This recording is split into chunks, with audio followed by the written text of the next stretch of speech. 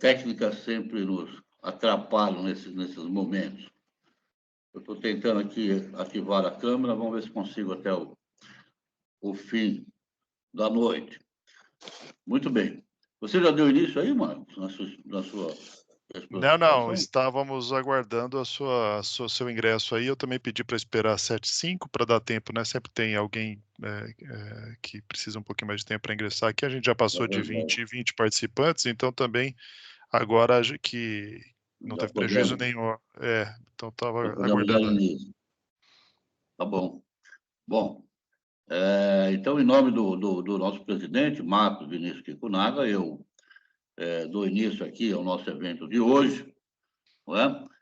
Com a presença do doutor Marcos Lopes Prado, que vai nos proporcionar aí uma palestra sobre registros e efeitos reais da cláusula de vigência e direito de preferência das locações urbanas de imóveis. Eu acredito que todos os presentes já conhecem bem o doutor Marcos, mas faço questão de ler aqui uma parte aí do seu vasto currículo, né?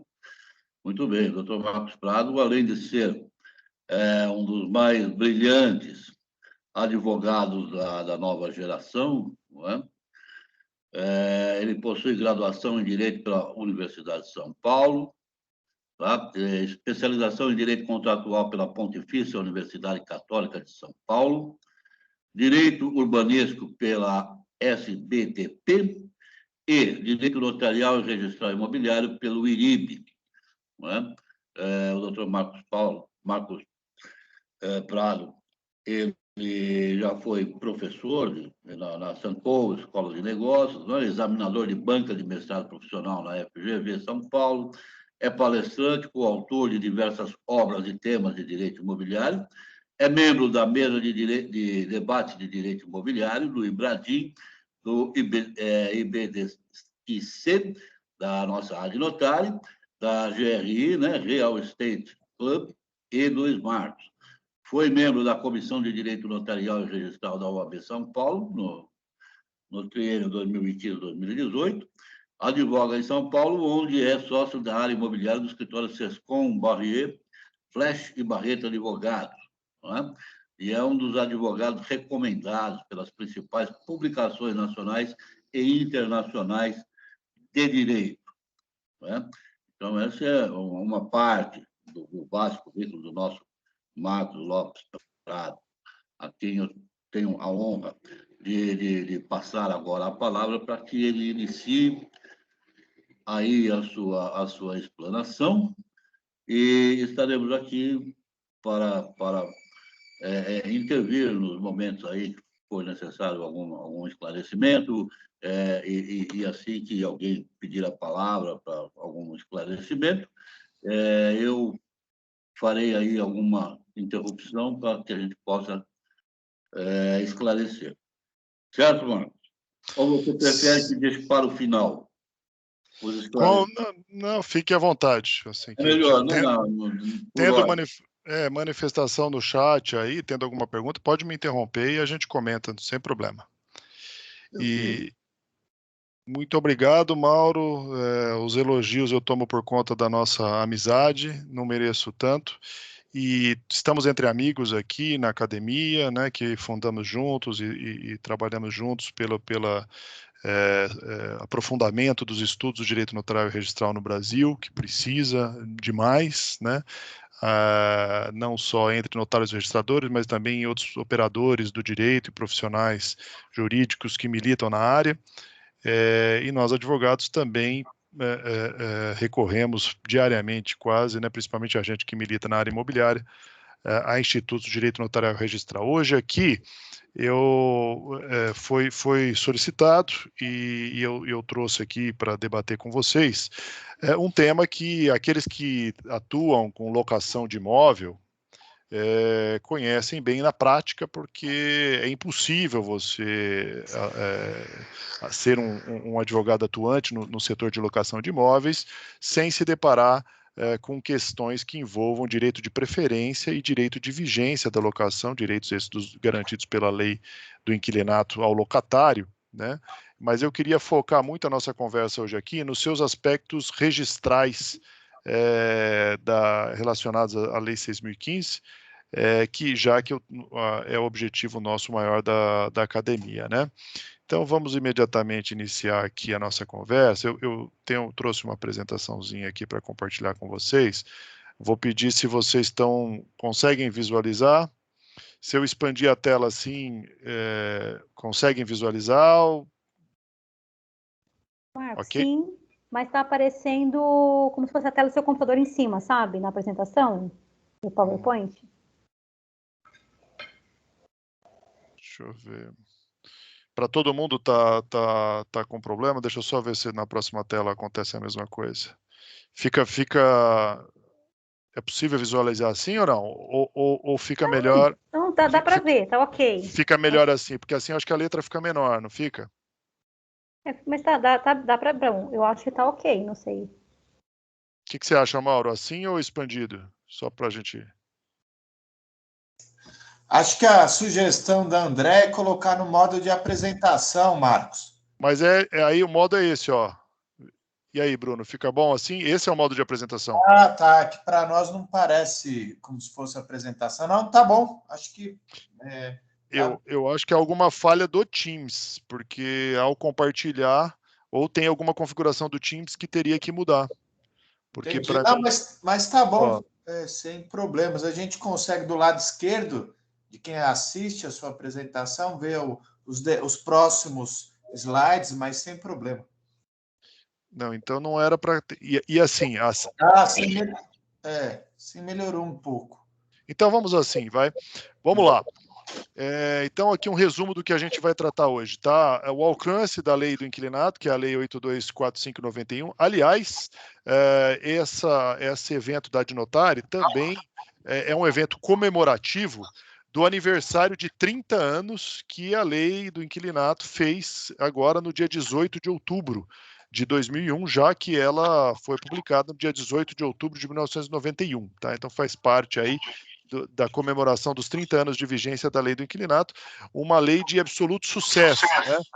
Já que poucas leis no Brasil duram com sucesso 30 anos, como a lei 8245, com poucos ajustes, né? Muitas leis no Brasil, até se diz informalmente, não pegam, né? E essa lei acabou trazendo uma pacificação social no mercado imobiliário de locações que havia no final dos anos 80 no Brasil, uma grande turbulência, parte por culpa do período inflacionário da economia brasileira nos anos 80, né, com altos índices de inflação, e havia um certo cenário de guerra entre locatários e locadores. Todas as obras doutrinárias sobre a lei do inquilinato relatam esse histórico, né? E nesses últimos 30 anos ela conseguiu o seu objetivo principal de pacificação social das relações locatícias entre locadores e locatários, digamos assim. Óbvio que não é perfeita, né? Como nada nenhuma legislação, mas ela é considerada uma legislação de sucesso. Então, falar um pouquinho dela, aí falar um pouquinho do conteúdo do direito de vigência, do direito de preferência do locatário, e aí eu peço que aqueles que já militam com locações talvez já conheçam esses conceitos em maior profundidade, tenham um pouquinho de paciência, e depois, então, aí sim, no final, a gente vai para questões polêmicas a respeito do tema, controvertidas, inclusive na jurisprudência, e aí acho que conto com a participação de todos aí para fomentar o debate, tá? Primeira questão, alcance da lei do inquilinato, né? Qualquer locação se sujeita à Lei 8245? Não, apenas a locação de imóvel e imóvel urbano, né? Até muito recentemente, outras modalidades de locação de imóvel urbano, inclusive, eram consideradas atípicas, como o chamado build-to-suit, sale and leaseback, né? Não sei se todo mundo aqui tem familiaridade, são operações importadas, principalmente do mercado americano, né? Que durante muito tempo foram praticadas no Brasil, lá do final dos anos 90 até 2012, aí sem qualquer regulamentação no Brasil. O build-to-suit, aquela estrutura, né, que hoje é conhecida, está lá no 54A da lei do inquilinato, foi inserida lá, né, pela qual o locador adquire um terreno, constrói um prédio novo ou realiza uma reforma substancial sob encomenda, sob medida às necessidades do locatário. E, portanto, o aluguel que ele vai pagar é um aluguel que restitui esse investimento, né? Além de ser um aluguel, né, pela utilização do imóvel, ele restitui esse investimento. Então, ele é um aluguel diferenciado. E por haver essa necessidade de restituição do investimento ao locador, a lei permitiu, como os contratos já permitiam, porque essa era a lógica do negócio e do mercado, que o locatário, nesse caso, em primeiro lugar, se ele quisesse devolver o imóvel antes do prazo contratado, a multa rescisória contratada poderia ser equivalente até à totalidade dos aluguéis. Ele fez um contrato de 10 anos, a multa, ele abandonou o imóvel no 5º ano, a multa corresponde a 5 anos de aluguel, o que numa locação dita como típica, né? Esse conceito de típica e atípica não existe mais, porque agora o 54A positivou a figura do build-to-suit na lei do inquilinato, né? Então tudo é típico. Mas ainda para fins didáticos vamos utilizar aqui a locação tradicional ou típica. A jurisprudência, a lei não tem limite, né? A lei fala que em caso de devolução antecipada, artigo 4º lá, é direito, né, do locatário sempre devolver o imóvel a qualquer tempo, mesmo o contrato com prazo determinado, mas tem que pagar a multa contratada, reduzida proporcionalmente ao tempo de cumprimento do contrato, mas ela não fala qual o limite dessa multa. Foi a jurisprudência que construiu, né, alguma limitação para ela. Alguns dizem, né, mais antigamente, 3 aluguéis. Para alocações empresariais tem uma tolerância maior, às vezes se encontra julgados aí que toleram 6 aluguéis, mas quando começa a passar disso, a multa tende a ser considerada abusiva no judiciário, para uma alocação típica. Aqui no build-to-suit não. Por quê? Porque eu tenho que restituir o investimento feito pelo proprietário sob medida do locatário. Além disso, também a lei autoriza a renúncia à ação revisional do aluguel, aquela ação que pretende trazer o aluguel a valor de mercado durante o prazo do contrato de locação, nesse caso é um contrato longo, normalmente de 10, 15 ou 20 anos, até já participei de transações, contrato de 30 anos de locação. Né? Ou seja, o mercado imobiliário vai flutuar muito nesse período, os preços vão variar muito, né? Assim como a inflação. Então, haveria necessidade de adequar o aluguel, mas nesse caso não. Por quê? Porque se há de repente, na economia, um movimento de queda de aluguéis e você diminui o valor do aluguel, corre-se o risco de não ser indenizado o proprietário pelo investimento que ele fez. No seio em Lisbeck, a lógica econômica é exatamente a mesma. Há uma discussão na doutrina se ele estaria enquadrado exatamente no 54A. Eu entendo que sim. Embora há uma divisão da doutrina aqui, aí é um negócio pelo qual o locador adquire um imóvel pronto do próprio vendedor e aluga de volta para o próprio vendedor. Então, o vendedor se torna locatário, inquilino do imóvel, né? Por uma necessidade de caixa, muitas vezes, financeiro do vendedor. Né? Isso é muito utilizado em indústria, empresa. Ao invés de procurar um financiamento, ele acaba realizando essa operação imobiliária, que é uma operação, na verdade, de desmobilização de ativos, que gera uma receita, né? A empresa ela não precisa da propriedade do imóvel, ela tem uma outra finalidade, ela vende o imóvel, faz uma receita e ela passa a pagar aluguel, né? Isso até para fins aí de balanço, tal, pode ter um efeito positivo para ela, tá? E todas as finalidades de uso da locação estão abrangidas na Lei 8245, residencial, industrial, comercial ou até prestação de serviço. O que ficou de fora, então, da Lei de locação?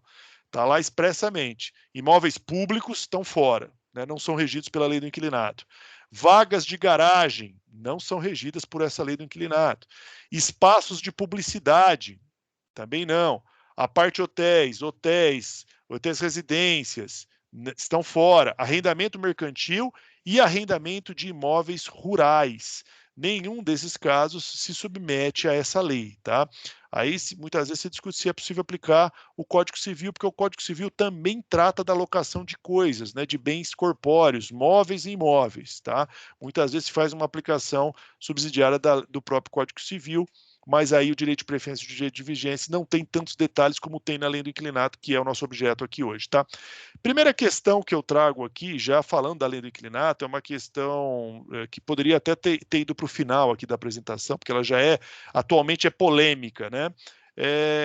Muitos tiveram conhecimento que a locação de curtíssimo prazo via plataforma eletrônica, como é o modelo de negócio da plataforma Airbnb e outras concorrentes que já existem no mercado, né, passou a ser julgado pelo judiciário. Por quê? Porque imóveis, unidades autônomas em condomínio, quando alugados nessa plataforma, começaram a gerar um mal-estar por parte dos demais condôminos daquele empreendimento em relação a esse tipo de locação. E alguns condomínios, inclusive, convocaram a assembleia, alteraram a sua convenção de condomínio, né? As convenções de condomínio não tinham essa previsão, porque essa locação de período curto via plataforma é um fenômeno recente, né, da nossa economia, e o mercado é muito criativo, e agora cada vez mais a tecnologia aplicada no mercado imobiliário, surgem novos modelos de negócio todos os dias, né? Esse é o desafio da lei, se permanecer atualizada nesse cenário, né, de profunda inovação tecnológica. Então aí convocando a Assembleia, alterando a convenção para dizer, olha, aqui não é permitido locação de curta temporada via plataforma eletrônica, sob vários argumentos. Um argumento de segurança para o condomínio, para os demais condôminos, porque quando você tem uma rotatividade grande de pessoas, né, evidentemente desconhecidas naquele empreendimento, isso pode trazer uma sensação de desconforto, de insegurança. Exploração econômica comercial de uma unidade, de um imóvel que tem finalidade de uso residencial, né? Um condomínio, um prédio residencial, ele se destina à moradia dos seus proprietários ou usuários, locatários, né? Mas não para fins de uma exploração econômica como se fosse um hotel, porque aí nós estaríamos diante de um contrato de hospedagem e não de um contrato de locação. E sendo um contrato de hospedagem, então o imóvel teria que ter um uso comercial, teria que ter alvarás, inclusive, alvará de licença de uso e funcionamento como imóvel comercial, os critérios urbanísticos de aprovação, contrapartida, impacto viário do entorno, com certeza seriam outros se o prédio não deixasse de ser um prédio residencial. Então, veja como é complexo, né, como uma inovação causa uma discussão enorme. E o STJ, já uma vez, se manifestou no sentido de permitir que a convenção de condomínio delibere sobre isso e, eventualmente, não permita a locação do tipo Airbnb dentro do empreendimento. E agora, recentemente, de novo, nós tivemos um voto num julgado que está em andamento, ainda não foi decidido, nesse mesmo sentido. Tá? Então, essa é uma discussão, se ela caracterizaria, inclusive, a modalidade de locação para temporada prevista na lei do inquilinato, né?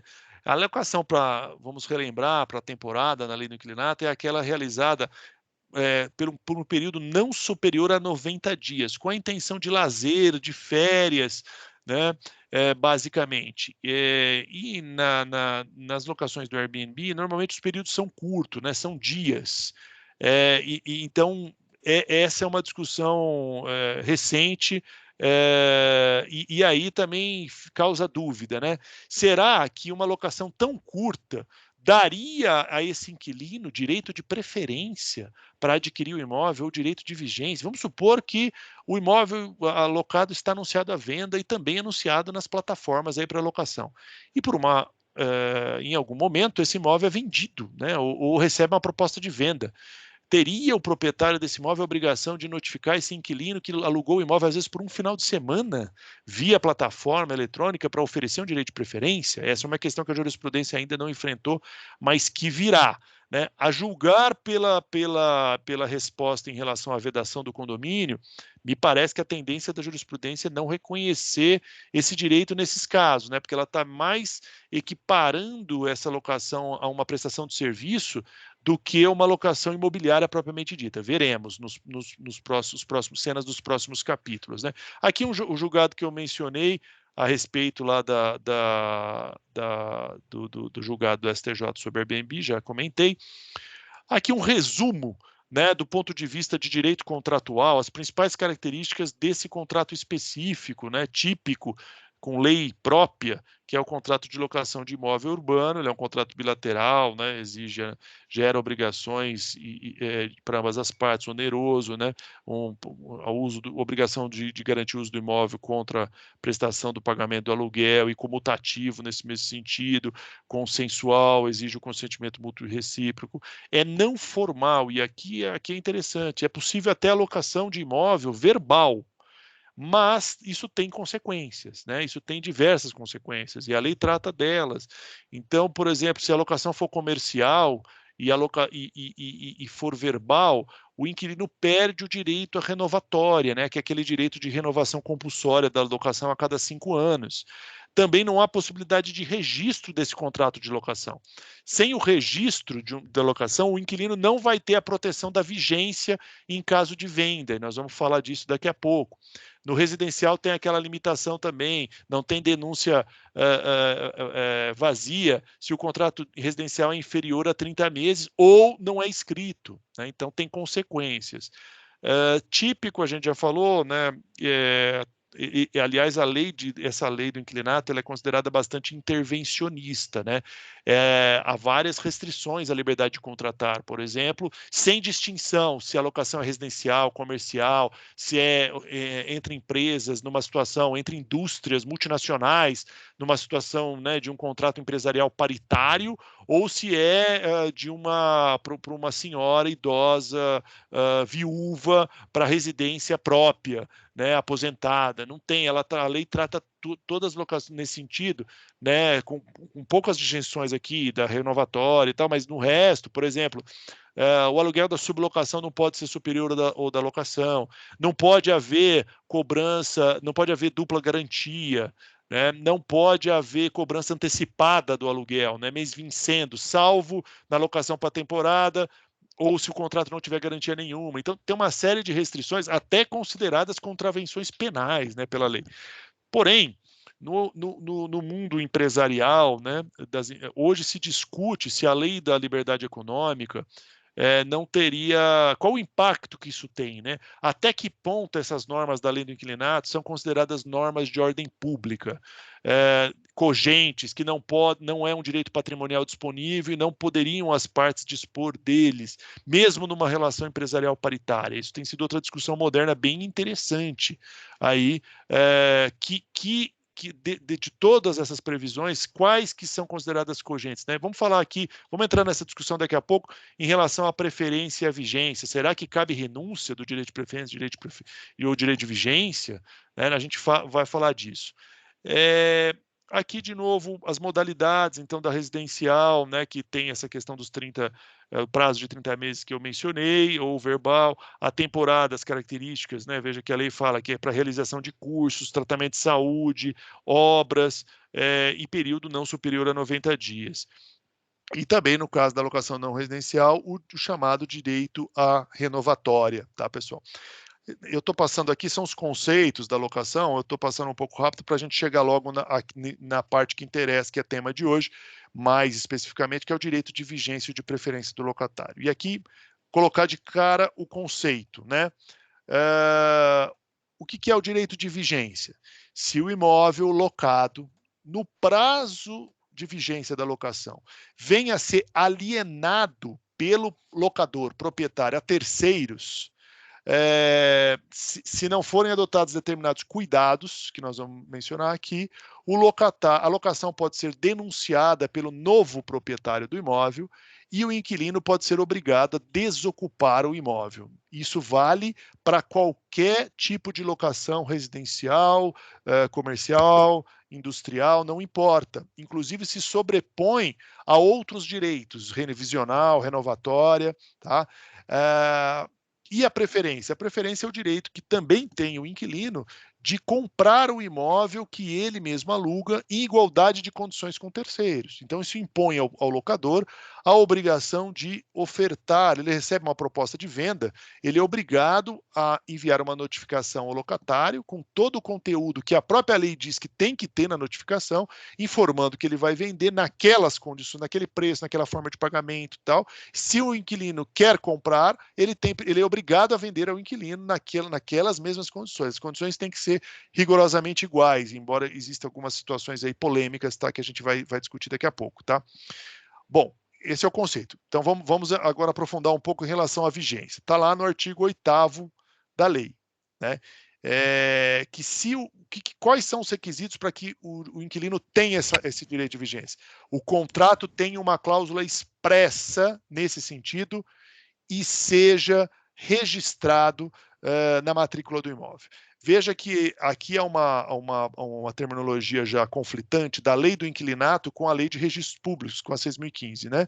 Porque a lei do inquilinato fala em averbação, mas se a gente vai lá no rol dos atos de registro, artigo 67, inciso 1, item 3 da 6.015 de 73, está lá que a cláusula de vigência é registrada na matrícula e averbada é o direito de preferência, tá? Então, para fins registrais, acho que vale aí o critério da Lei 6.015. Reparem o seguinte, há necessidade de ter uma cláusula contratual. Portanto, esse direito de vigência, ele não nasce da lei, ele nasce do pacto contratual, ele nasce da vontade das partes. Se você está advogando para o inquilino, esse é um cuidado importante, incluir no contrato de locação sempre essa cláusula de vigência em caso de alienação do imóvel, porque senão, se o imóvel vier a ser alienado, a qualquer momento o novo adquirente poderá denunciar o contrato ou exigir uma renegociação de um aluguel muito superior sob pena de colocar fim na locação. Então isso implica um risco grave ao inquilino. E o outro requisito que é cumulativo, gente, cumulativo, é o registro. Então, tem que ter o contrato, a cláusula e tem que ser levado a registro, né? O registro, vocês vão ver, nós vamos passar daqui a pouco por jurisprudência, a jurisprudência ela tem amenizado um pouco, tá? Porque assim, o contrato tem alguns problemas de descrição do imóvel, tal, não consegui registrar na matrícula. Vale registro em títulos e documentos? Vale uma notificação, uma troca de e-mails como prova inequívoca de que o adquirente do imóvel tinha conhecimento da existência da locação? Isso não está na lei. A recomendação jurídica, né, ao inquilino não deve ser essa, mas se acontecer uma situação como essa, saibam que a jurisprudência tem reconhecido, né, em algumas vezes, que se provar da ciência inequívoca do adquirente, ele poderia fazer até jus a esses direitos, tá? Mas não é o caminho que deve ser trilhado pelo advogado e pelas partes, tá? Agora, um outro tema que é importante a gente falar sobre direito de vigência é o seguinte: a lei fala em alienação, né? Se o imóvel for alienado, lá no artigo 8º. Agora, o que é alienação, né? Veja, alienação é gênero de várias espécies, né? Você pode alienar o imóvel através de uma venda e compra, de uma doação, de uma permuta, de uma dação em pagamento, atos societários de fusão, cisão, incorporação, extinção da pessoa jurídica, conferência de bens, redução de capital, ou seja, há uma diversidade, né, de possibilidades aqui. E a lei fala basicamente de alienação. Vocês vão ver que isso é muito importante lá na preferência, porque no caso da preferência, a lei faz uma distinção clara entre as modalidades que garantem o direito de preferência e as modalidades que não garantem. E no caso da vigência, a lei do inquilinato é genérica, ela fala alienação. Tá? Vocês vão ver também mais adiante que a jurisprudência tem equiparado o tratamento dos dois direitos, tá? Para essa finalidade. Há uma hipótese, inclusive, que é a mais polêmica aqui do direito de vigência, que é a venda forçada. Se o imóvel é dado em garantia hipotecária ou fiduciária a algum credor no curso da locação e há um inadimplemento do proprietário, o credor executa a garantia, o imóvel é levado a leilão numa venda forçada. o terceiro arrematante do imóvel estaria obrigado a respeitar a locação, né? Vocês vão ver mais adiante que a tendência é que não, tá? Nos casos de venda forçada. E aí, alguns cuidados a gente costuma recomendar, eu vou falar mais adiante quais são. Bom, falei aqui já da venda forçada, o prazo para desocupação, né, se ele não é de 90 dias, se esses requisitos não forem alcançados. Também há a possibilidade da fixação aí até de um aluguel, pena, né? Mas a doutrina passou depois a entender que ele não seria mais aplicável, tá? Esse aluguel. Por quê? Porque não pode, né, pode haver uma penalização excessiva aí do locatário sob pena de enriquecimento ilícito até do locador. Vamos lá. Aspecto registral, então, do registro do ato de registro na matrícula da cláusula de vigência de um contrato de locação. Se ele tiver a cláusula e tiver registrado e for alienado num caso de venda livre, vamos dizer assim, o adquirente fica obrigado a respeitar o contrato nos mesmos termos. Isso significa no mesmo valor de aluguel, no mesmo índice de correção, no mesmo prazo. Se for uma locação não comercial já com direito à renovatória, com direito à renovatória. Tá? Portanto, agora, para que isso aconteça, é preciso que todas essas condições aqui, 1, 2 e 3, se verifiquem cumulativamente. Ou seja, prazo do contrato seja determinado.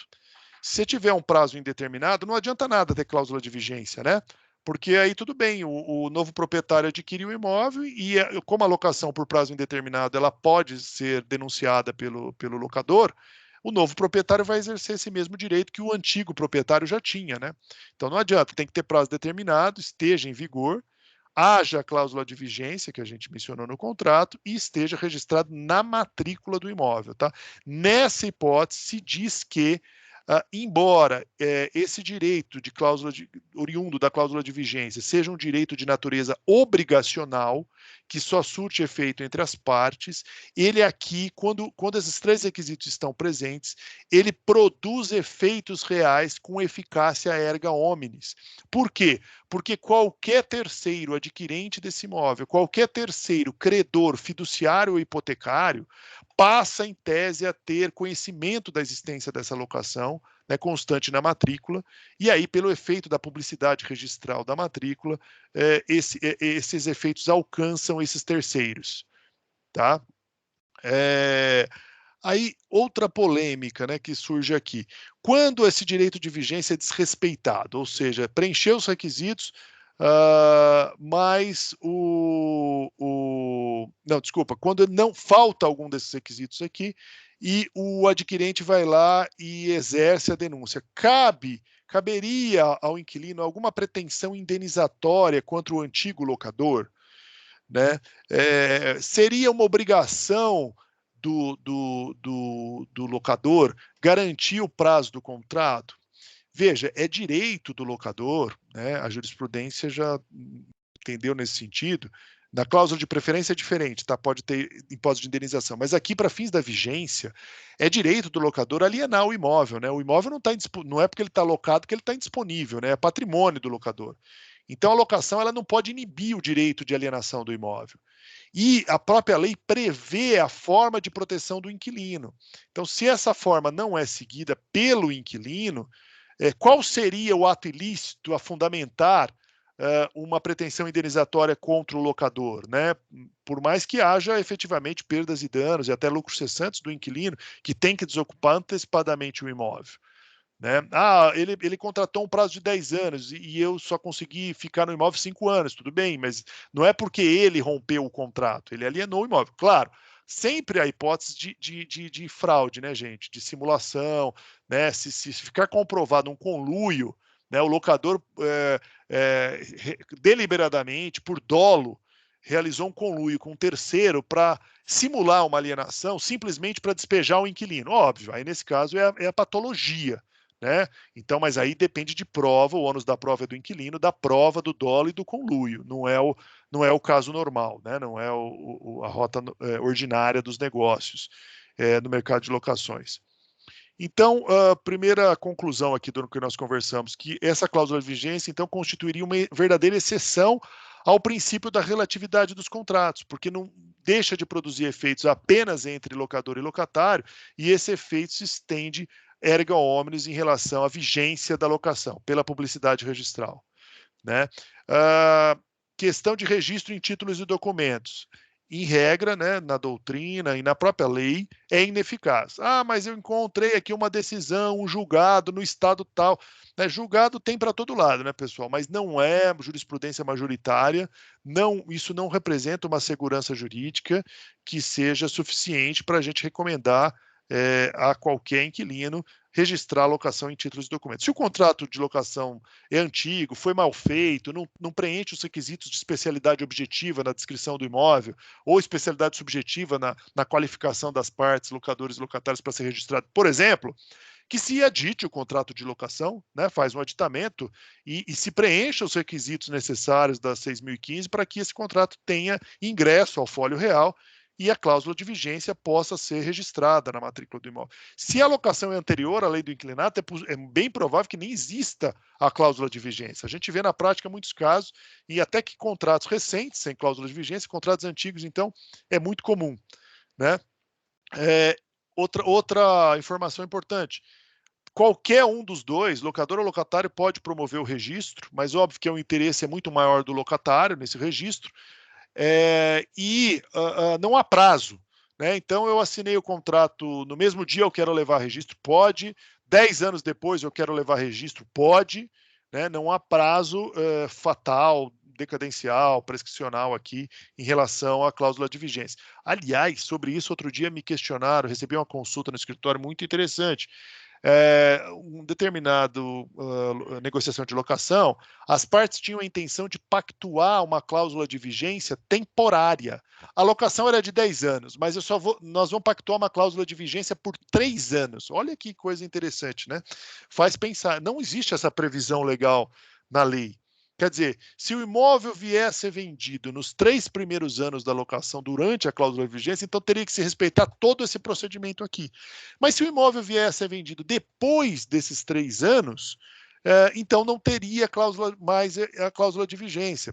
E vejam o que eu disse no início, né? A vigência é um direito contratual, não é um direito criado pela lei, é um direito criado pela vontade das partes. Então, embora bastante atípica, né, mas o mercado é muito criativo, não me pareceu ilegal. Ela tem consequências, né, porque você teria que exercer, notificar, né, dentro do prazo, enfim, tem uma série de questões diferentes aí, mas achei bem interessante.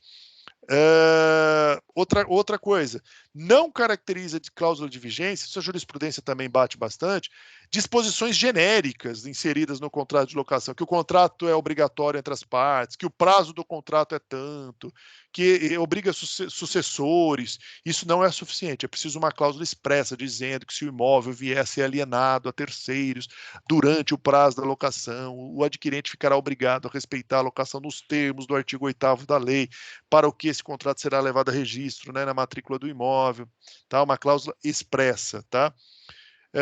Outra coisa, existe um prazo, né? Vocês viram, a lei dá um prazo para se efetivar o registro.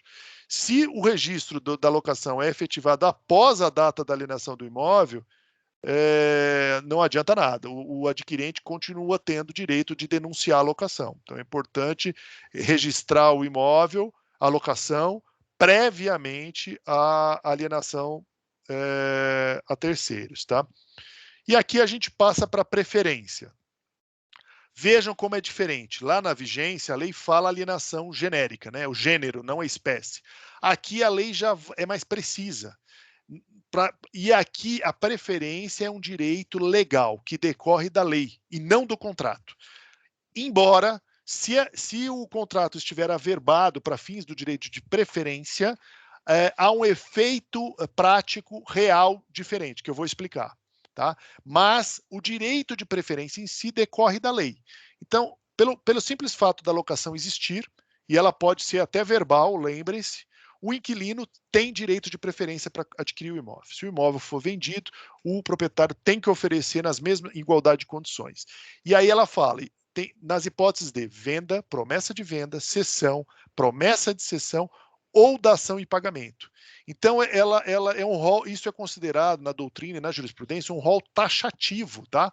Taxativo. Significa dizer que nas outras hipóteses quaisquer de alienação não há direito de preferência.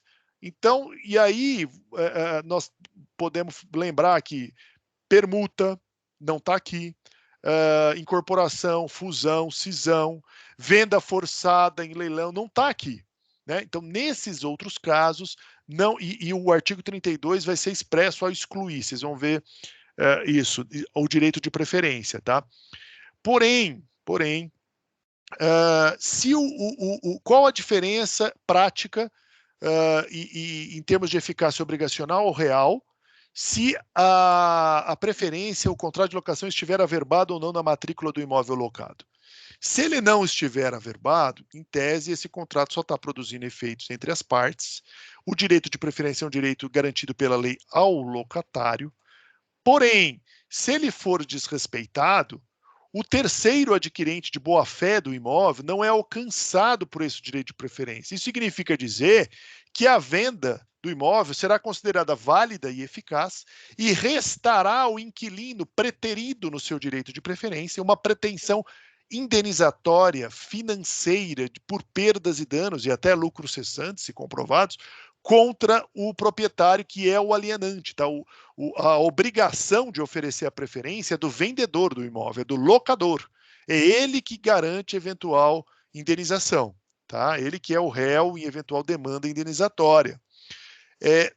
Não obstante, se esse contrato estiver averbado para fins do direito de preferência, então há uma publicidade da locação e é possível ao inquilino uma outra via mais consistente, que seria aquela de consignar em juízo o preço, o valor e exigir que o imóvel, que seja garantida a aquisição do imóvel em nome dele, inquilino, até anulando eventual alienação já realizada a terceiros, tá?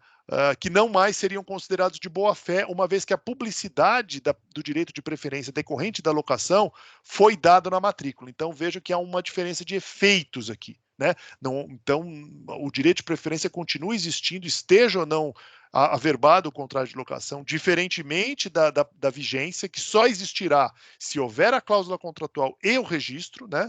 Aqui vai existir o direito em si, mas a pretensão indenizatória ou de aquisição do próprio imóvel, exercício da preferência, vai ser diferente a depender da averbação ou não do contrato de locação. Tá? Uma coisa que é importante, que assim, é indispensável que as mesmas condições comerciais sejam oferecidas ao inquilino. Então, a gente vê muitas vezes em negociações complexas que demoram, o vendedor vai lá e faz uma oferta de preferência. Só que na negociação dele com o adquirente, acontece alguma situação, ou de auditoria de documentos, ou de financiamento, que impacta uma mudança na forma de pagamento, no preço, ou alguma condição nova. Né? Precisa averbar uma construção que não está averbada, que o comprador impõe como condição para exercer a compra do imóvel. Cancelamento de um ônus, enfim. Mudou qualquer condição comercial, pela letra da lei, pela interpretação literal da lei do inquilinato, há necessidade do locador oferecer de novo o direito de preferência ao inquilino e reabrir o processo, o prazo para ele exercer ou não a preferência. É importante também dizer que, para fins de registrais, né, não é competência do oficial de registro de imóveis fiscalizar nada disso que nós estamos dizendo aqui. Tá? Ele simplesmente pratica o ato de registro ou não da locação, de registro ou não da venda e compra. O efeito decorrente disso são as partes que vão atribuir responsabilidades e eventualmente procurar o judiciário. Então, o oficial não pode, por exemplo, se negar a registrar uma venda e compra de um imóvel que tem um contrato de locação registrado e averbado, exigindo que seja apresentado a oferta do direito de preferência ou a renúncia ao direito de preferência, por exemplo. Tá? Não é competência registral isso. Né? Isso é a consequência contenciosa no judiciário que isso pode ter, é uma questão patrimonial, disponível até das partes, porque pode ser que o inquilino preterido no direito de preferência resolva não fazer nada, porque ele não tinha mesmo interesse em comprar o imóvel, por exemplo, né? Então não é um requisito registral isso, tá? Que mais? Falei das mudanças de condições. O que deve conter essa oferta de preferência segundo a lei? Todas as condições do negócio. O preço, a forma de pagamento, a existência de ônus sobre o imóvel, o local e o horário em que a documentação pode ser examinada, a documentação do imóvel. Vejo que como a lei ela dá um rol taxativo aqui, a falta de qualquer uma dessas informações pode levar o locatário a uma pretensão anulatória da oferta do direito de preferência, né? Para dizer que a oferta foi nula de pleno direito porque não preencheu os requisitos legais e, portanto, ele foi preterido no direito dele e aí exercer a consequência que isso traz, indenizatória ou perseguir, né, numa ação repersecutória, o próprio imóvel alienado a terceiros sem respeito à preferência do inquilino, tá? Então é importante observar esses requisitos. Parece óbvio e parece simples, mas na prática não é. Muitas vezes, em transações, de novo, de ativos, de imóveis de valor relevante, galpões industriais ou logísticos, por exemplo, você tem dever de confidencialidade das partes em relação ao negócio. Então, até você pode incluir nessa notificação uma obrigação do inquilino para conhecer a documentação, assinar o que a gente chama de NDA, né, que é um termo de confidencialidade, ou seja, ele vai ter acesso a informações que são confidenciais, que se ele exercer ou não a preferência, ele não pode depois divulgar essas informações ao mercado, a terceiros, tá? E é por isso mesmo que às vezes as partes não querem enviar, por exemplo, a minuta completa do contrato do compromisso de venda e compra, ou condições comerciais mais detalhadas, enfim. E aí você, então, disponibiliza essa documentação, fala que está lá disponível e pede para o inquilino assinar um termo de confidencialidade. Agora, o que não dá é para negar o acesso à informação, porque isso traz o risco de nulidade da oferta de preferência, tá? E no silêncio do locatário? O locatário não responde nada, né? Qual é a solução da lei? A lei, aqui no artigo 28, traz um prazo decadencial de 30 dias. Se o inquilino em 30 dias se mantém silente, então ele perde o direito de preferência. Perdeu o direito e aí, ou seja, ele tem que responder. Portanto, é importante que tenha aquele conteúdo, que se faça um protocolo presencial ou que se tenha um AR, um comprovante de entrega, né? E para que essa contagem desse prazo seja inquestionável, tá? Pode o inquilino apresentar uma contraproposta? Não, né? Em tese não. Por quê? Porque as condições do negócio são aquelas. O direito de preferência dele é para comprar naquelas condições. Se ele não tem interesse naquelas condições, se ele quer outras condições, então, ainda que fosse em tese mais benéfica ao locador, o locador tem o direito de negar. Tá? Tem que ser exatamente nas mesmas condições. Outra questão que se coloca: se o locatário exerce a preferência, ele responde à notificação dizendo que tem interesse e que vai exercer a preferência para comprar. E aí o imóvel, depois, o locador desiste de anunciar o imóvel à venda, desiste de vender, ou vende a um terceiro. Se ele vende ao terceiro, é evidente, é uma hipótese de fraude ao direito de preferência, né, que vai startar e disparar o direito de indenização. Agora, se ele desiste de vender, né, o que a lei diz aqui? A lei diz que ele responde pelos prejuízos causados, inclusive lucros cessantes.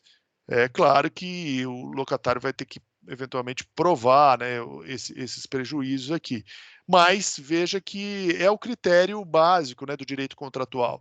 A oferta com uma aceitação, né, de parte a parte, gera um contrato válido, objeto lícito, partes capazes, requisitos de validade do Código Civil presentes, a contratação está feita. Então, ofereceu a preferência, o inquilino aceitou, há quase que uma obrigação do locador, vendedor, de fazer a alienação do imóvel locado ao inquilino. Outro detalhe interessante: e se o imóvel estiver sublocado?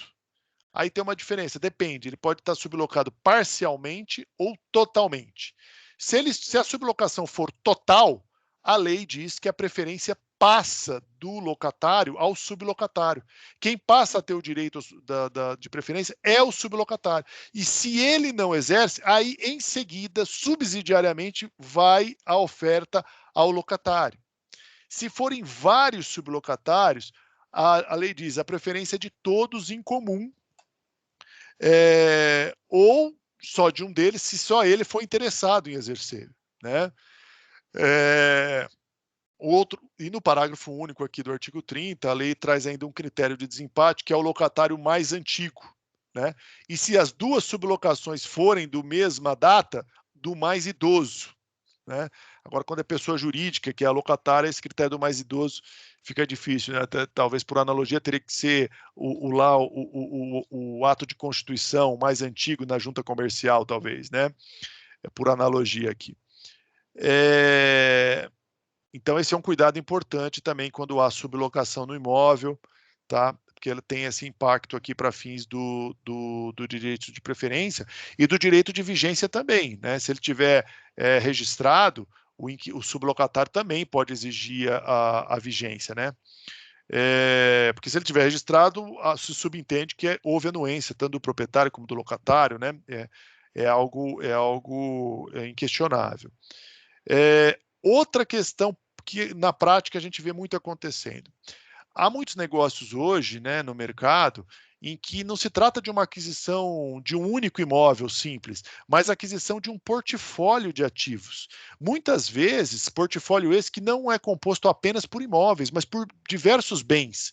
Você tem a situação do M&A, que aí é uma empresa comprando outra empresa e levando todo o patrimônio junto, mas não é o caso aqui. Nós estamos falando aqui de aquisição direta. Esse é outro ponto também que a gente é sempre consultado, né?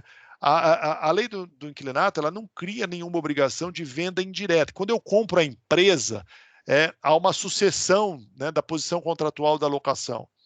Mas isso não é, para fins aqui da lei do inquilinato, um fato gerador de direito de preferência ou de direito de vigência, tá, do inquilino. Por quê? Porque é o mesmo CNPJ, então o contrato não mudou, né? Mudou. Agora, é possível o contrato de locação criar restrições para transferência de controle societário quando é pessoa jurídica, locatário ou locador? Eu entendo que sim, não há nenhuma proibição na lei. Então, é sempre importante checar se o contrato tem alguma previsão nesse sentido. Também tem aquela hipótese de transpasse do fundo de comércio, mas aí é para outra situação em termos de fundo de comércio, outra discussão. Não foge aqui do direito de vigência e do direito de preferência que nós estamos falando aqui. Aqui é só alienação direta. E aí a lei tem esse artigo com uma redação, a meu ver, um pouco enigmática, porque ela diz assim, em se tratando de alienação de mais de uma unidade imobiliária. O que seria uma unidade imobiliária? Uma matrícula? Uma unidade autônoma de um condomínio? Um lote de um loteamento? Um prédio, né, não instituído em condomínio? Né? Será que aqui ela foi técnica? Né? Porque a unidade, o sentido, tecnicamente falando, unidade, nós, né, pensaríamos logo na unidade autônoma no condomínio, né, edilício. Ou ela está fazendo referência apenas à unitariedade da matrícula, né? Então é uma matrícula, não importa em que situação, né? Essa discussão é bastante frequente, né? A lei diz que se incidirá sobre a totalidade dos bens. Olha que interessante. Eu tenho um prédio inteiro, eu sou proprietário de um prédio inteiro, e eu alugo os andares desse prédio para diversos inquilinos. Aparece, por exemplo, um fundo de investimento, né, interessado em comprar o prédio inteiro. E aí eu sou obrigado a oferecer preferência para todos os meus inquilinos. Eu vou oferecer a preferência para ele adquirir um conjunto comercial, um andar que ele loca, ou eu vou oferecer a preferência para ele adquirir o prédio inteiro? Nessa situação do exemplo que eu dei, me parece que a aplicação desse artigo aqui, ela é total. Eu vou oferecer o prédio inteiro. O inquilino, ele aluga um andar ou um conjunto comercial e se ele quiser exercer a preferência, ele é obrigado a comprar o prédio inteiro. Por quê? Por força desse dispositivo e porque o espírito da lei é esse. O objeto da transação não é aquele conjunto comercial e aquele andar que ele aluga, é o prédio inteiro. Interessa ao vendedor vender o prédio inteiro. Existe um comprador interessado em pagar X pelo prédio inteiro, né? Então tem que ser nas mesmas condições comerciais da oferta. Agora, imagine um caso em que o vendedor ele está vendendo ao mesmo comprador uma casa de praia um apartamento em São Paulo, uma fazenda no Mato Grosso, ao mesmo comprador. E a casa de praia está alugada, por exemplo. Será que esse inquilino, para exercer o direito de preferência, ele teria que comprar junto a fazenda no Mato Grosso e o apartamento em São Paulo? Veja que a lei não resolve esse problema, né?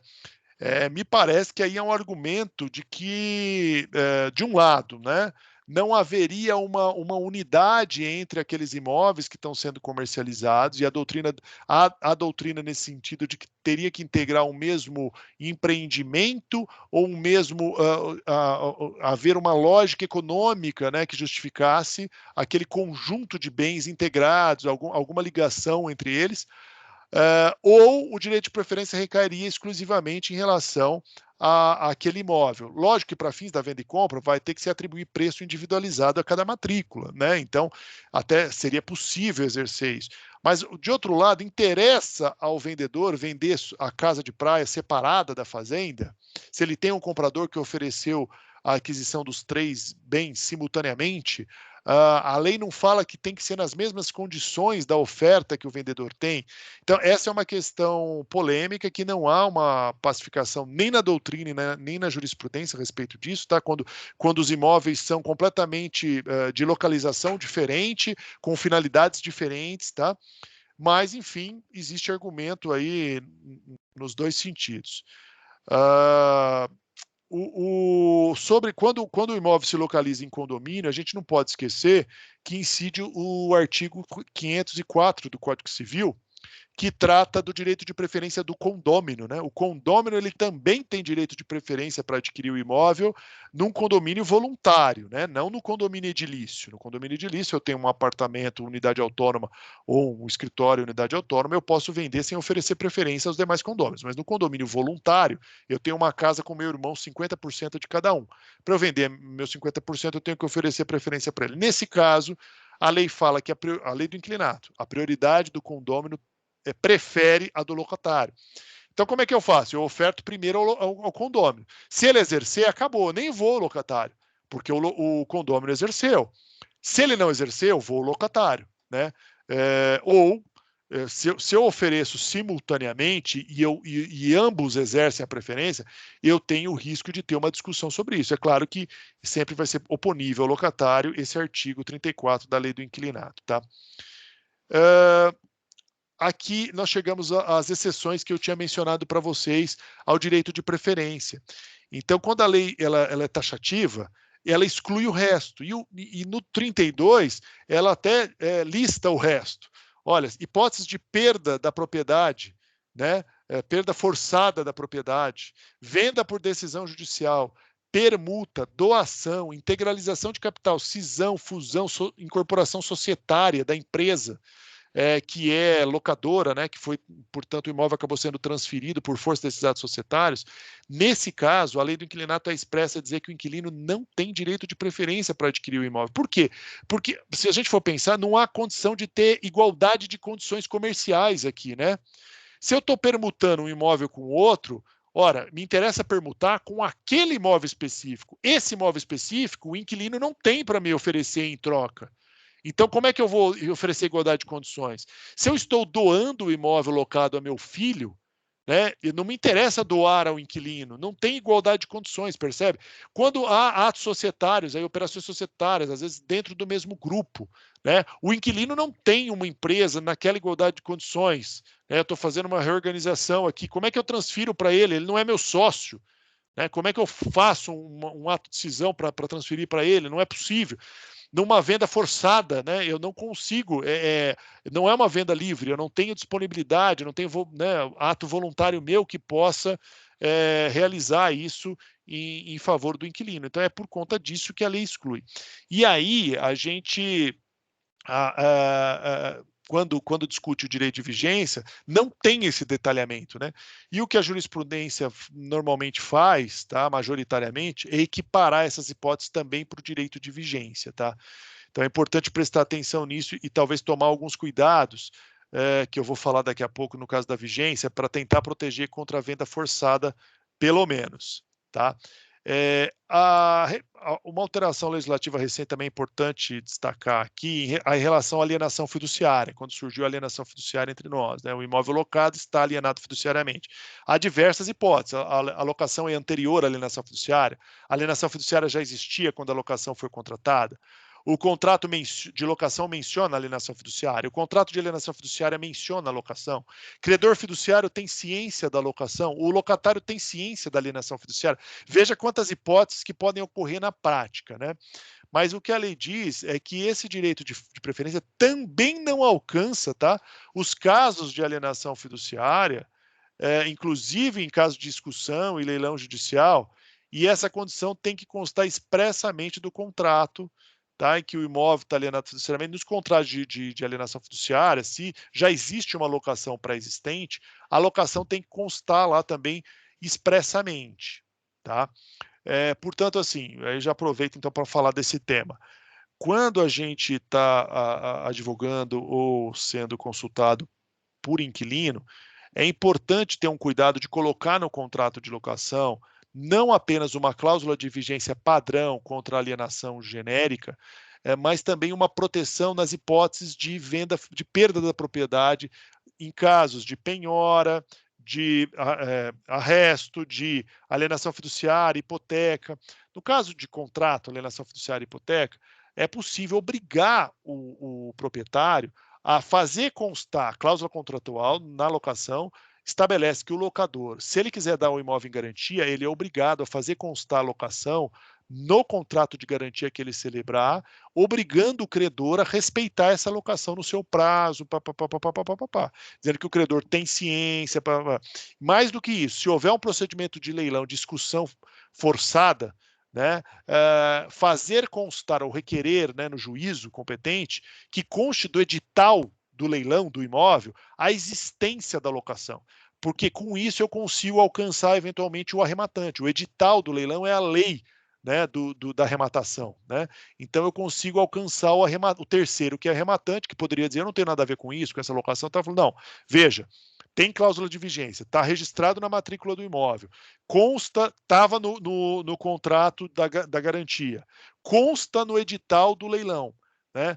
Então, portanto, você também é obrigado a respeitar essa locação, se ela ainda tiver prazo determinado e tiver um período aí de vigência, tá?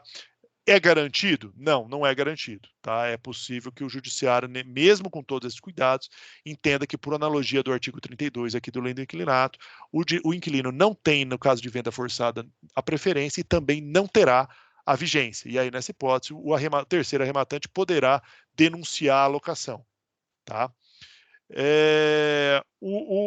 Dúvida, né, que sempre surge também, o mercado é sempre muito criativo. Pode o contrato afastar essas hipóteses, então dizer que nessas hipóteses aqui de permuta, doação, também haverá direito de vigência ou direito de preferência? Como eu disse para vocês, a lei do inquilinato ela tem um forte cunho intervencionista, digamos assim, ou de norma cogente, né?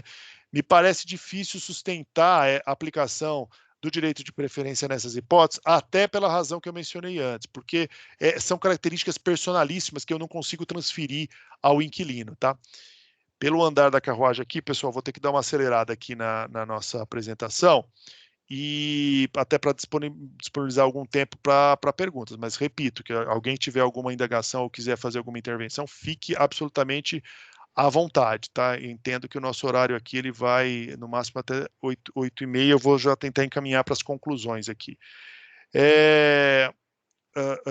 Então, aquilo que eu já falei lá, né, se houver desrespeito ao direito de preferência, ele pode ou pedir a indenização ou pedir depositar o preço aí com efeitos reais, tá? Nos prazos aqui da lei, que eu não vou ficar detalhando aqui para vocês, para a gente não perder tempo, tá na lei.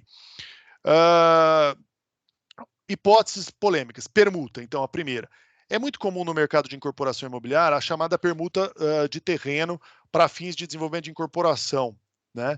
Então, o terrenista ele recebe em pagamento do terreno algumas unidades construídas no prédio que vai ser incorporado lá no terreno dele, ou um percentual do VGV do empreendimento, enfim. Nessas hipóteses, será que haveria direito de preferência do locatário? A jurisprudência tem afastado, tá? E a doutrina também, com base nessa alegação de que ele não é incorporador, né? O inquilino, né? Ele não teria a condição de oferecer a mesma. Agora, se a gente tiver diante de um inquilino incorporador imobiliário profissional, né, essa discussão até poderia se travar. Ou, mas eu não sou incorporador, mas eu posso contratar, né? Eu tenho incorporação por mandato, eu posso contratar no mercado incorporador para realizar, né? Isso tem, em geral, isso tem sido afastado, tá? Agora, lembre, depende muito da forma que também a permuta é instrumentalizada. No geral, a permuta, e até para fins fiscais existe uma instrução da Receita que equipara, né? Como que a permuta é instrumentalizada? Depois do contrato particular, é lavrada uma escritura definitiva de venda e compra com preço quitado via nota promissória. No mesmo ato, essa nota promissória é substituída por um contrato de novação de dívida, né? Com confissão, novação e promessa de dação em pagamento das unidades futuras. Aí já começa a ter uma discussão, porque a dação em pagamento, nos termos da lei do inquilinato, dispara direito de preferência. A permuta, não, mas a dação em pagamento, sim, né? Então, mas assim, a doutrina majoritária, como eu disse, eu até cito aqui Silvio Capanema, né? Nesse caso, afasta o direito de preferência. Tá? E aqui eu falo da possibilidade de contratação aí por mandato, enfim. Aqui, a polêmica que eu tinha dito para vocês a respeito do direito de vigência, que a lei só fala, né, naquelas hipóteses específicas da preferência, mas veja que há uma aplicação analógica, que é o direito de preferência. Então, nas hipóteses que não cabe direito de preferência, em geral, na arrematação forçada, também não caberá direito de vigência, tá? Venda homologada judicialmente, pior ainda, porque aí não é uma venda forçada propriamente dita, né? Eu fiz uma transação processual que foi homologada pelo juiz. Então, aí eu descaracterizo a questão da venda forçada e posso discutir até eventual aplicação do direito de preferência, e é nesse sentido esse julgado aqui do STJ, inclusive. Outra questão polêmica interessante, shopping center, isso existia muito. É possível o contrato de colocação estabelecer uma renúncia prévia ao direito de preferência e ao direito de vigência, sem nenhuma oferta concreta de alienação do imóvel, né? O contrato já tem uma cláusula em que o inquilino renuncia a esse direito. Ora, na vigência, eu até acho possível, né? Porque, como eu disse a vocês, é um direito contratual criado pelas partes. Então, pode nem existir essa cláusula no contrato. Então, ter uma cláusula renunciando não me parece problema. Agora, na preferência, aí eu acho que é uma norma, uma garantia, né, ao inquilino. Capanema, né, liciona na sua doutrina a nulidade dessa cláusula. Scavone também. Por quê? Porque não há condições concretas ainda da oferta, preço, forma de pagamento, documentação do imóvel, não há essas condições. Então, como é que eu posso renunciar previamente a isso? Não obstante, tá? Veja que aqui é um julgado do TJ também, de 2014, nesse sentido, dizendo que essa renúncia expressa em colocação típica, antecipada, é considerada nula, tá? Aqui do mesmo sentido. Esses slides também estão à disposição da academia, depois tem os dados dos julgados aqui para quem tiver interesse, posso disponibilizar sem problema nenhum. Agora, em shopping center, pessoal, isso é muito comum, tá? E aí, existe uma peculiaridade desse tipo de empreendimento, shopping center, o esforço comum, o tenant mix, a lógica coletiva, né, do ponto comercial coletivo criado pelo empreendedor do shopping, que permite essa discussão de validade dessa cláusula, tá? E aí, porque assim, aparece um empreendedor novo que quer adquirir, isso é muito comum, né? A aquisição de shoppings entre empreendedores diferentes, isso acontece mensalmente no Brasil. Imagine se eu tivesse que oferecer para cada lojista daquele shopping o direito de preferência para adquirir o empreendimento inteiro. O lojista não é empreendedor. Mesmo em redes varejistas, franqueadas, né? Sei lá, Magazine Luiza, Fast Shop e outras, né? Ele não é empreendedor de shopping, né? Ele tem uma rede varejista. Então, não faria sentido o exercício desse direito de preferência. Então, em geral, a jurisprudência tem garantido, inclusive porque, se a gente observar, a lei do inquilinato ela tem um artigo específico sobre shopping center e que diz esse artigo que em shopping prevalecerá as livres condições acordadas no contrato de locação. Claro, respeitados os limites da lei em geral, mas há um prestígio a liberdade de contratar em shopping center, tá? Porque é considerado um negócio complexo e atípico. Aqui o que eu já falei para vocês, que a violação da preferência, ela leva, em regra, a perdas e danos, né? Aquela preferência que decorre da lei. Então, para que haja possibilidade do locatário tentar adquirir diretamente o imóvel e não se contentar apenas com indenização, ele tem que ter o cuidado de averbar a locação na matrícula do imóvel, não em RTD, em outras questões. Porém, aqui eu trago um julgado do STJ, por exemplo, de 2000, um pouco mais antigo, em que houve que não houve a averbação na matrícula do imóvel, tá? E o judiciário prestigiou o inquilino, tá? Mas no sentido de garantir o direito da indenização, tá? Depois aqui um outro julgado do STJ reafirmando, né, que se tiver averbado na matrícula do imóvel, cabe até a adjudicação compulsória do imóvel, que a gente já conversou. Aqui é a continuação, na verdade, é o mesmo julgado, tá? E aqui o que eu falei para vocês, o STJ em 2009 dizendo que em shopping center deve prevalecer as condições livremente pactuadas pelas partes, tá? Então, portanto, é possível a renúncia ao direito de preferência, tá? De novo, que o direito de preferência é criado pela lei, então independe de estar averbado ou não, a única diferença é a questão de indenização financeira ou a possibilidade de perseguir o imóvel. A questão de garantir a vigência em caso de venda forçada, eu já mencionei para vocês que, em geral, a jurisprudência afasta, mas que aqueles cuidados aí contratuais são recomendáveis para garantir o direito do inquilino, tá? A concorrência do condômino, a gente já falou que o condômino prefere o locatário. Em linhas gerais, são isso. Peço desculpas agora pela essa passagem rápida, sobrevoo rápido aqui nos slides da jurisprudência, mas eu posso disponibilizar esse material a todos que tiverem interesse. Fica aqui o meu agradecimento para a gente preservar aqui uns 10, 15 minutos, pelo menos, para debate, se houver interesse, por favor. Muito obrigado. Muito bem, Marcos. Como era se esperar, uma excelente exposição, né? Uma exposição densa, com muitos detalhes. Eu acho que aqueles que participaram vão sair daqui como especialistas na matéria, né? Se prestaram atenção, serão especialistas na matéria.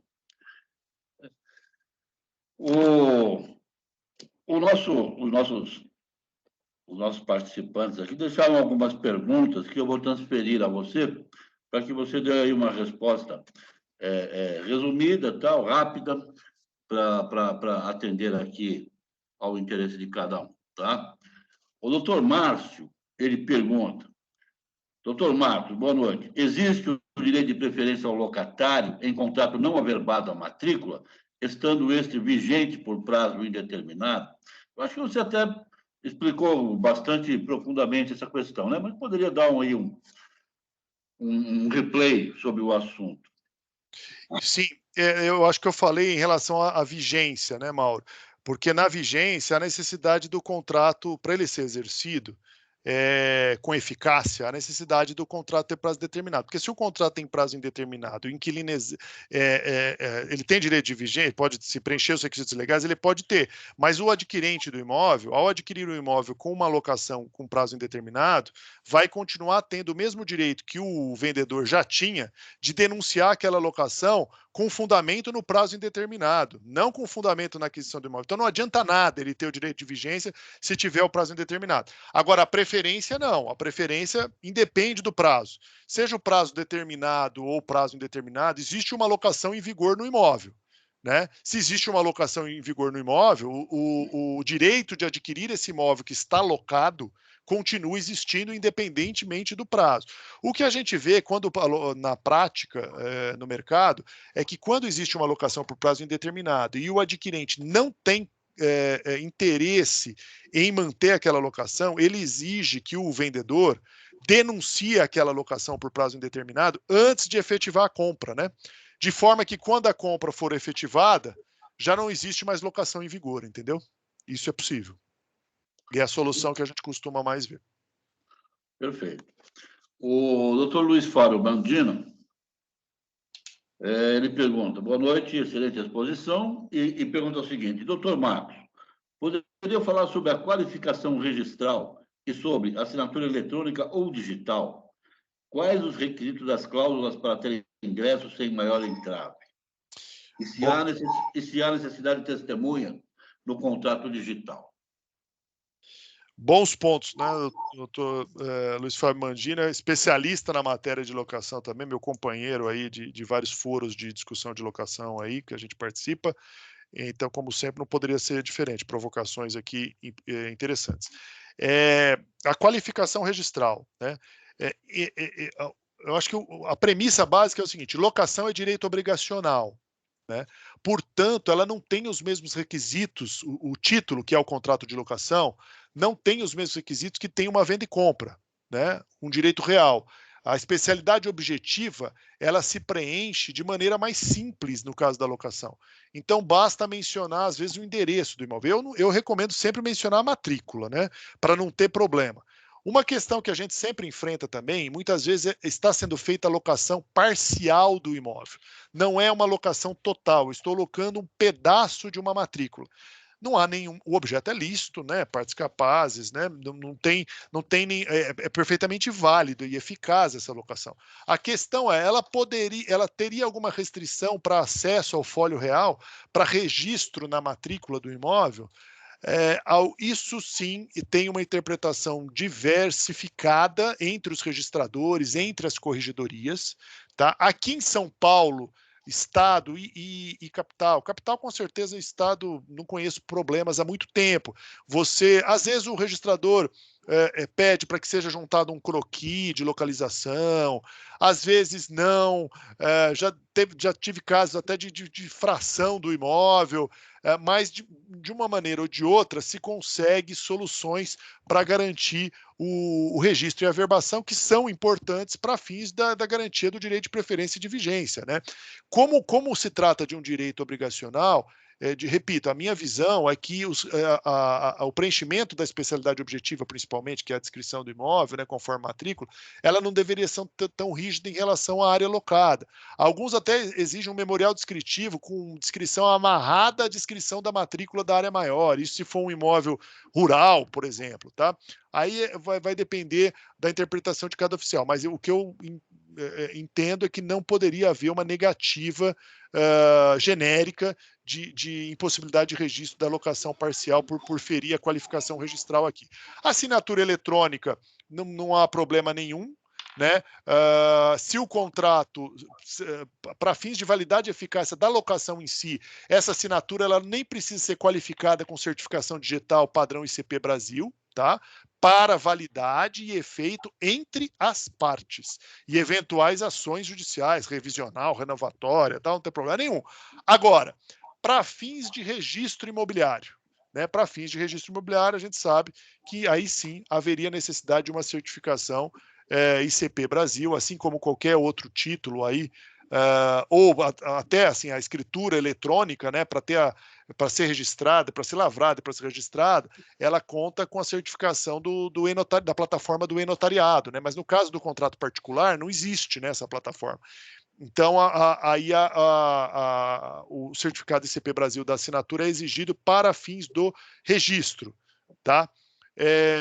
Requisitos da cláusula para ter ingresso, Luiz Fábio, na verdade, não há, né, a lei não, assim, não tem, da cláusula em si, não tem nenhum detalhamento, né? O que a gente recomenda é o que eu falei, no caso da vigência, mencionar expressamente, que é em caso de alienação do imóvel, tal. Na preferência também, dizer que em caso de alienação do imóvel, e nos termos lá do artigo 28, aquelas hipóteses da lei, o inquilino terá preferência para adquirir o imóvel e deve ser ofertado a ele essa preferência também com os mesmos requisitos lá da lei, tá? Testemunha também, acho que só para fins de registro, mesma coisa, tá? Acho que é isso, gente. Alguma outra pergunta, Mauro? Não tem mais nenhuma. Foram só essas que eu acabo de transferir aí para você. E, bem, é isso. Como você sabe, tão ou mais importante do que a exposição virtual e ao vivo para os nossos participantes, nós temos também a gravação desse evento, né? E essa gravação, então, ficará aí eternizada nas nossas redes sociais e no nosso site, para que os nossos associados e também outros interessados possam acessar, né? E estudar essa matéria através dos seus ensinamentos, tá bom?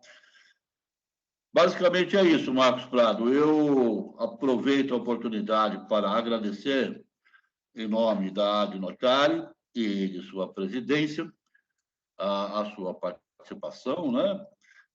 Não só nesse evento, como em muitos outros eventos aí que nós realizamos, inclusive a sua participação como diretor de conteúdo, né, da Ad Notari, sempre proporcionando aí bons conteúdos aos nossos associados, tá? Então é isso, eu deixo para você aí alguns minutos, 2 ou 3 minutos aí, para que você finalize a sua exposição e nós encerremos, então, o nosso evento de hoje, dia 21 de outubro de 2021. Excelente, Mauro. Só tenho a agradecer mais uma vez a academia e o convite e a participação de todos aqui que nos ouviram essa noite, as perguntas que foram feitas. Acho que a gente tem que continuar forte nesse rumo, né? Esses eventos são em benefício de todos os associados da Ad Notari. Todos nós trocamos muitas informações e ajudamos na construção aí de uma doutrina mais robusta em matéria notarial e registral. E assim cumprimos os objetivos da nossa Academia Nacional de Direito Notarial e Registral. Eu, como diretor técnico de conteúdo, embora em final de mandato, aqui estamos próximos de uma eleição na academia, também reitero o convite a todos a participarem ativamente das atividades da nossa academia. Temos diversas possibilidades para isso, artigo para revista Treino Livre, artigo para publicação no nosso site, palestras, né, como muitos de vocês aqui que presentes já deram aqui nos eventos patrocinados pela academia. E é isso, vamos em frente juntos, cada vez mais, ampliando aí os nossos horizontes, torcendo para que a pandemia cada vez mais diminua e em 2022 a gente possa realizar os antigos eventos presenciais, né, que já realizamos com tanto sucesso, congresso, e chegamos a ter eventos aí de centenas de pessoas, né, participação de tantas autoridades, enfim, desembargadores, e com grata satisfação para nós aqui e aproveitamento de todos. Desejo uma boa noite a todos e agradeço de novo a participação. Ok. Bom, aos que ficaram até esse momento, vamos dar um presente, né? Então, eu gostaria de oferecer 3 exemplares do meu livro, que foi lançado agora no mês passado, Alienação Fiduciária de Bem Imóvel, lançamento da editora Lepanto, tá? E eu vou oferecer aos 3 primeiros que indicarem aqui no nosso chat os seus endereços eletrônicos, tá? Os seus endereços de e-mail, tá? Os 3 primeiros que indicarem receberão, então, o livro Alienação Fiduciária de Bem Imóvel. Ok? Muito obrigado a todos pela atenção e esperamos encontrá-los em outros eventos da ADE na tarde.